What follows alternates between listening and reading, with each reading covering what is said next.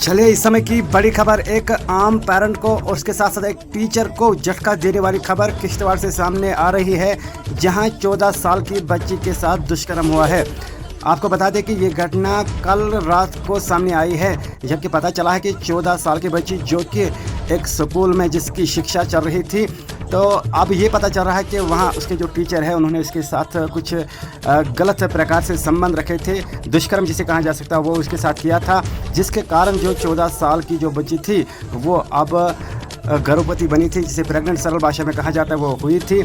लेकिन जब पता चला तो उसे शिफ्ट किया जाना था हॉस्पिटल में, लेकिन उससे पहले ही उनकी मौत हुई है। लेकिन कल ये पता चला है 14 साल की बच्ची जो टीचर जिसको बड़ा सम्मान समाज में दिया जाता है पेरेंट्स के बाद, जिस पर विश्वास किया जाता है पेरेंट्स के द्वारा कि ये उसे ऐसी एक तालीम देगा, एक ऐसी शिक्षा देगा जो कि इसे पूरे समय तक पूरे जीवन काल में काम आएगी। लेकिन अब वही टीचर एक बच्चे के साथ क्या कुछ करता है, और यहाँ जो अथॉरिटी है वो अब पूरी तरीके से उस पर कार्रवाई कर चुके हैं, उसे अरेस्ट कर दिया गया है टीचर को। लेकिन यहाँ बड़ा ये प्रश्न है कि टीचर्स क्या कुछ अब करते आ रहे हैं। रोज़ ऐसी घटनाएं कहीं ना कहीं हमें सुनने को मिलती है, लेकिन अब जो प्रशासन है वो तगड़े मोड़ में है, उसके खिलाफ कार्रवाई कर दी गई है। लेकिन इस समय ये बड़ा प्रश्न है कि कब तक ऐसी स्थितियाँ होती रहेगी, कब तक ऐसी घटनाएं हम सुनते रहेंगे।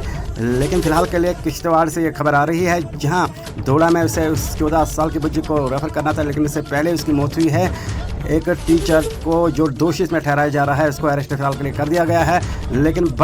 लेकिन बड़ी खबर ये किश्तवाड़ से सामने आ रही है, जिसे इंसानियत शर्मसार हो रही है, जिसे इंसानियत क्षमा कीजिएगा शर्मसार हो रही है।